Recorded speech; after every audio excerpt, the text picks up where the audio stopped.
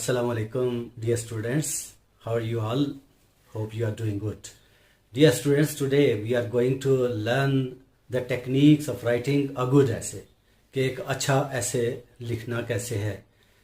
तो सबसे पहले आपने जो भी टॉपिक सेलेक्ट करना है आपके पास उसके मुतालिक कुछ मालूमात ज़रूर होनी चाहिए।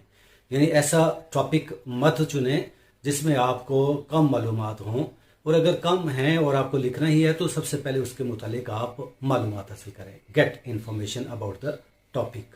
तो जब आप ऐसे लिखें तो उसको आउटलाइन से स्टार्ट करें। तो आउटलाइन क्या होता है कि आप पाँच या छः से ज़्यादा नहीं, आप टॉपिक्स जिस पर आपने बात करनी है ऐसे में वो आप लिखें। मिसाल के तौर पर हम लेते हैं ऐसे हेल्थ। तो सबसे पहले आप जो आपका जो आउटलाइन होगी वो इंट्रोडक्टरी होगी, and that may be health has no substitute. तो ये इंट्रोडक्शन है कि हेल्थ का कोई नेमल बदल नहीं है। तो ये आपके आउटलाइन में पहला आ गया। आपने इंट्रोडक्शन नहीं लिखना बल्कि उसमें लिखेंगे टॉपिक के मुतालिक जिसमें आप इंट्रोडक्शन में डिस्कस करेंगे। तो इंट्रोडक्शन में बताने वाले हैं कि हेल्थ से बढ़कर कोई चीज़ नहीं है। सेकंड, ये याद रखना है कि जब आप आउटलाइन बनाएं तो उसमें जहन में रखें कि जो टॉपिक है that is the most important topic. आपके जो रीडर्स हैं उनको पता होना चाहिए कि जो topic that you are talking about, that you are writing on, that is very important. तो आपने ये कहना है कि इससे बढ़कर कोई और टॉपिक इम्पॉर्टेंट नहीं, यानी उस टॉपिक की इम्पोर्टेंस जो है वो आप बताएंगे। तो जैसे ये हेल्थ है, अब आप पूरे ऐसे में ये आप लिखेंगे कि हेल्थ जैसी कोई चीज़ नहीं है। तो जब आप इंट्रोडक्टरी पैराग्राफ लिख लें और उसमें बता दें कि हेल्थ इज़ इंडिस्पेंसेबल, इनएविटेबल, तो इसका कोई नेमल बदल नहीं है। तो सेकंड पैराग्राफ में अब आप इसको जस्टिफाई करने के लिए कुछ रेफरेंस वगैरह देंगे, हिस्ट्री से या मज़हब से या बुक्स से या हॉली बुक्स से।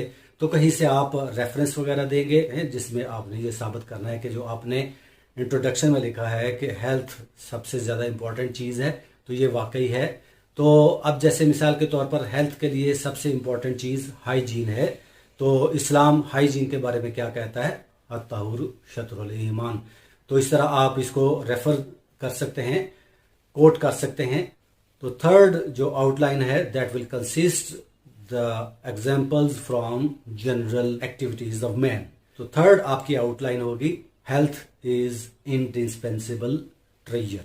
Only a healthy person can participate in the activities of life. तो हम एक हेल्थी और एक सिक पर्सन को कंपेयर करेंगे और बताएंगे कि कौन है जो एक्टिविटीज़ में, जो ज़िंदगी की एक्टिविटीज़ हैं हेल्थी एक्टिविटीज़, उसमें कौन जोश से पुरजोश हिस्सा ले सकता है। नेक्स्ट बात होगी the ways and means to conserve health. अब ये याद रखना है कि जो आउटलाइन होगी उसमें क्वेश्चन जैसी कोई आउटलाइन नहीं बनानी बल्कि एक स्टेटमेंट होनी चाहिए। After that you will write fourth outline that will contain the normal life of a common man, कि एक आम इंसान कैसे ज़िंदगी गुजारता है, उसकी जो एक्टिविटीज़ हैं क्या उसको सेहतमंद रख रही हैं या उसको बीमार करने वाली हैं। तो उसमें सबसे इम्पॉर्टेंट चीज़ जो बीमार करने वाली होती है वो डाइट होती है, और उसके बाद उसमें आप और भी एक्टिविटीज़ शामिल कर सकते हैं। डाइट के अलावा और भी चीज़ें हैं जो इंसान को हेल्थी रखती हैं, मसलन एक्सरसाइज है, भाग दौड़ है, फिजिकल एक्टिविटीज़ हैं, और इसके अलावा मेंटल स्ट्रेस वगैरह। तो ये सारा जो है इसमें डिस्कस करेंगे। तो you will discuss healthful activities in this outline. तो लास्ट जो होगा जिसको कंक्लूजन भी कह सकते हैं, हाउ कैन वी कंजर्व और हेल्थ। यानी एक्टिविटीज़ तो हमारी वाकई आप देखें तो ऐसी नहीं है जो हमें हेल्थफुल रखें। तो ये सबसे पहले आपने आउटलाइंस लिख ली। आउटलाइंस लिखने के बाद आप ऐसे स्टार्ट करेंगे। तो उसमें आप सबसे पहले एक कोटेशन लिखें। हेल्थ के मुतालिक है तो हेल्थ के मुतालिक कोटेशन लिखें। कोटेशन लिखने के बाद आप स्टार्ट इसी तरह करें जो आपकी फर्स्ट आउटलाइन है कि हेल्थ इज़ इनडिस्पेंसेबल ट्रेजर। सेहत से बढ़कर कोई चीज़ है ही नहीं दुनिया में। अल्लाह ताला की तमाम जितनी भी नेमतें हैं उसमें सबसे बढ़कर सेहत है। सेहतमंद आदमी हो तो वो हर एक्टिविटी में हिस्सा ले सकता है। अगर सेहत नहीं है तो बाकी जितनी भी ब्लेसिंग्स हैं वो सेकेंडरी हो जाती हैं। तो पहला पैराग्राफ जो है वो आप इस पर लिखेंगे। आउटलाइन लिखते हुए जो जो आपने अपने जहन में तामीर किया था, you constructed the material, then you will according to that outline you will keep on writing.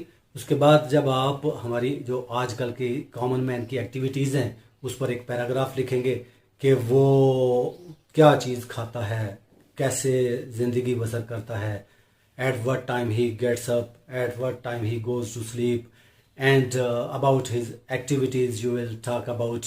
तो उसमें आप ये बताएंगे that common man is not having those activities that maintain his health. तो ये आप बात करेंगे और एंड पर आप कंक्लूजन के तौर पर आप लिखेंगे कि व्हाट शुड वी डू, अब इन हालात में हमें क्या करना चाहिए। तो आप दरमियान में भी एक कोटेशन लिखेंगे और एंड पर 3 कोटेशंस, दीज आर इनफ। तो मैंने जो आप के साथ ये सारा बताते हुए जो ऐसे लिखा, आप एक दफ़ा उसको पढ़ें और फिर खुद अपना ऐसे भी लिखने की कोशिश करें। एक और टॉपिक जो है वो हम लेंगे डिस्कशन के लिए, वो नेक्स्ट लेक्चर में। The topic will be a true Muslim. Do wait for that essay that will help you understand a little more about writing techniques of an essay. Thank you. Allah Hafiz.